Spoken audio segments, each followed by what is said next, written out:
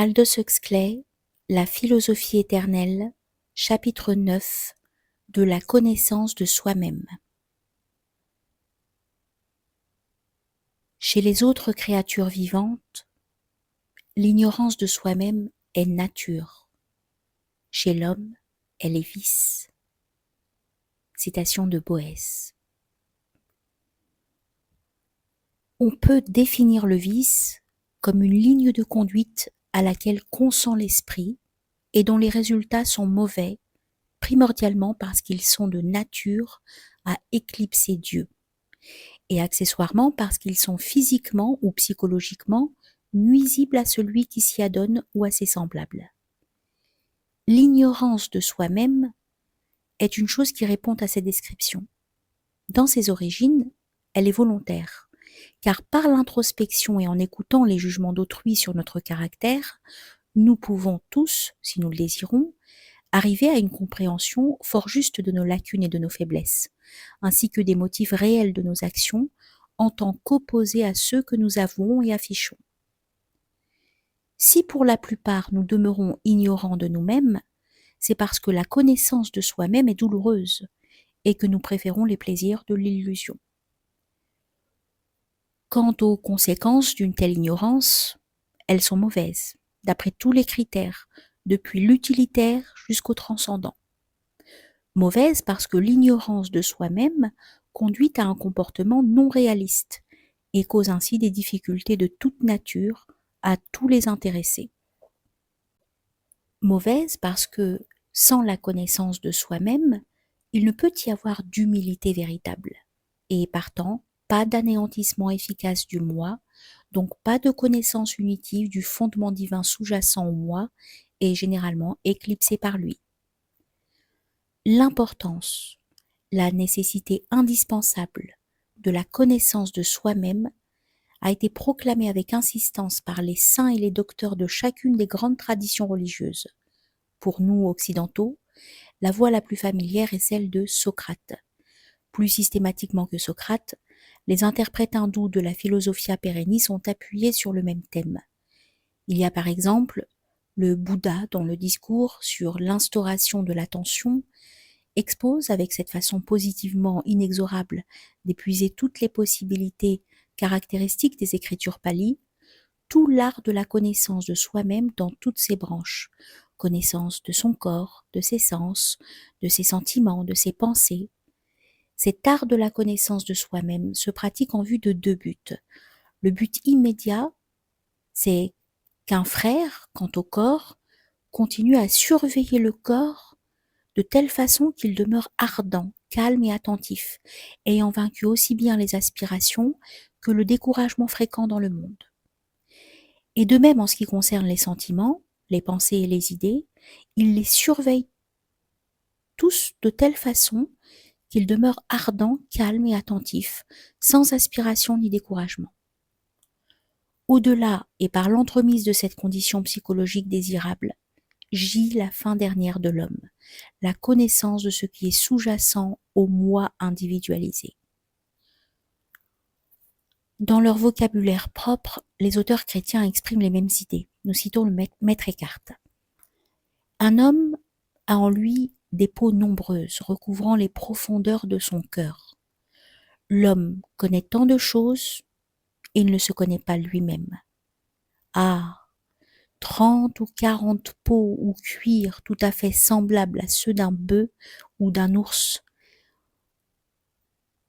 aussi épais et aussi durs, recouvrent l'âme. Pénétrez donc dans votre fondement et apprenez-y à vous y connaître. Fin de citation. Et une citation de Chuang Tzu. Les sots se considèrent maintenant comme réveillés, tant leur connaissance est personnelle. Ce peut être comme un prince ou comme un bouvier, mais comme ils sont sûrs d'eux-mêmes. Fin de citation. Cette métaphore du réveil du fond des rêves revient maintes et maintes fois dans les exposés divers de la Philosophia Perennis. Dans ce contexte, on peut définir la libération comme étant le processus du réveil, du fond de l'absurdité, des cauchemars et des plaisirs illusoires de ce qu'on appelle ordinairement la vie réelle, pour entrer dans la conscience de l'éternité. La sobre certitude de la félicité qui s'éveille. Cette formule merveilleuse par laquelle Milton a décrit l'expérience de la musique du genre le plus noble parvient, je le suppose, sensiblement aussi près qu'il est possible au mot de le faire de l'illumination et de la délivrance. Sainte Catherine de Sienne disait « L'être humain est ce qui n'est pas. Je suis ce que je suis. Si tu perçois cette vérité en ton âme, jamais l'ennemi ne te trompera. Tu échapperas à toutes ses embûches. » Et Rusbrock disait « La connaissance de nous-mêmes nous apprend d'où nous venons, où nous sommes et où nous allons. Nous venons de Dieu et nous sommes en exil. Et c'est parce que notre puissance d'affection tend vers Dieu que nous avons conscience de cet état d'exil. »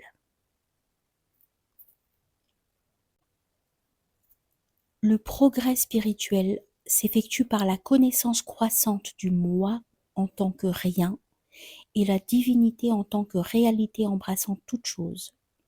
Une telle connaissance, bien entendu, est sans valeur si elle est simplement théorique.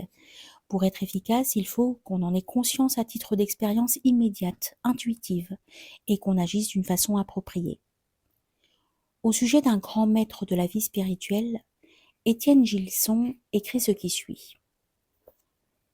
Remplacer la peur par la charité, grâce à la pratique de l'humilité, c'est toute l'ascèse de saint Bernard, son commencement, son progrès, son terme. La crainte, les soucis, l'inquiétude, c'est ce qui constitue le noyau central de l'état du moi individualisé. On ne peut se débarrasser de la peur par l'effort personnel, mais seulement par l'absorption du moi dans une cause plus grande que ses propres intérêts.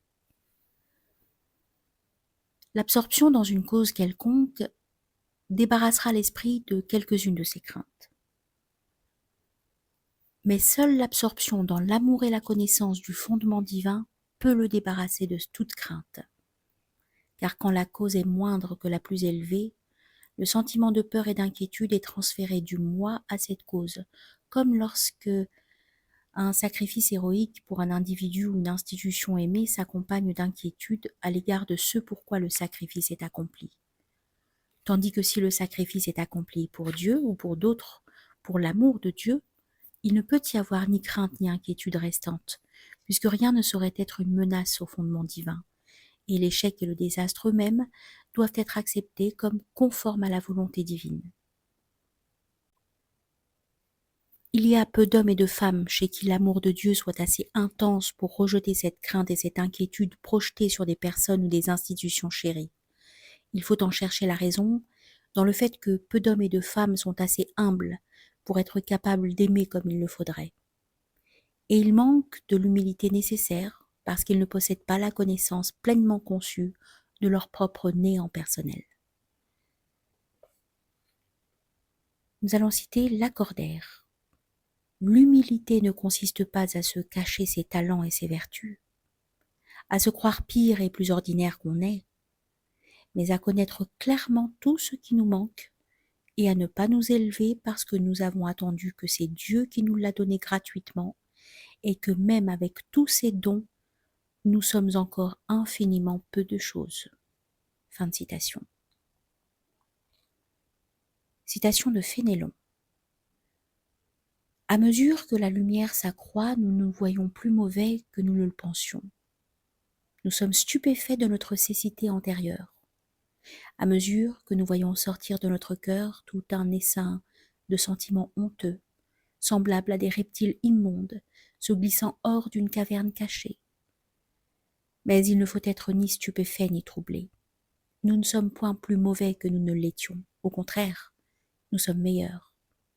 Mais tandis que nos fautes diminuent, la lumière à laquelle nous les voyons devient plus vive, et nous sommes remplis d'horreur.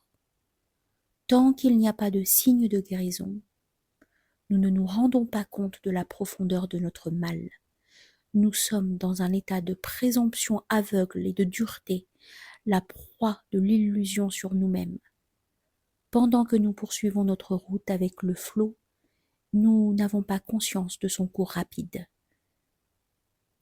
Mais quand nous commençons à l'endiguer si peu que ce soit, il se fait sentir. Fin de citation. Nous citons Sainte Catherine de Sienne. Ma fille, bâtis-toi 2 cellules. D'abord une cellule véritable afin que tu ne cours pas beaucoup en tous sens et ne parles pas, à moins que ce ne soit nécessaire, ou que tu ne puisses le faire par amour de ton prochain. Et ensuite, bâtis-toi une cellule spirituelle que tu pourras toujours emporter avec toi, et ce sera la cellule de la véritable connaissance de toi-même. Tu y trouveras la connaissance de la bonté de Dieu envers toi. Il y a là véritablement 2 cellules en une, et si tu vis dans l'une, il faut que tu vives aussi dans l'autre, sinon l'âme désespérera ou sera présomptueuse. Si tu demeurais dans la connaissance seule de toi-même, tu désespérerais. Si tu demeurais dans la connaissance seule de Dieu, tu serais tentée d'être présomptueuse. L'une doit accompagner l'autre, et ainsi tu parviendras à la perfection. Fin de citation.